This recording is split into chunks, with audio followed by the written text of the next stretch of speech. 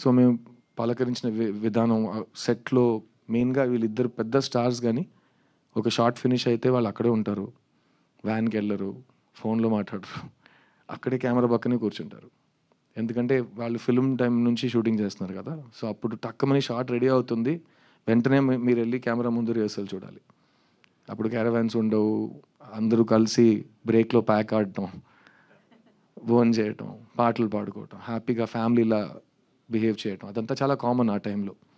ఇప్పుడు టెక్నాలజీ ఎంతో వస్తే ఫ్యామిలీస్ చాలా సెపరేట్ అయిపోతున్నాయి, అలాగే ఫిల్మ్ సెట్స్ కూడా. కానీ ఈ సెట్లో శరత్ సార్, దేవ్యాని గారు అనుకున్నారు కాబట్టి ఈ సెట్లో అందరు ఈక్వల్, సీనియర్ జూనియర్ ఏం లేదు, వేర్ ఆల్ వన్ ఫ్యామిలీ అనే ఆ ఫీలింగ్ వాళ్ళే మాకు ఇచ్చారు.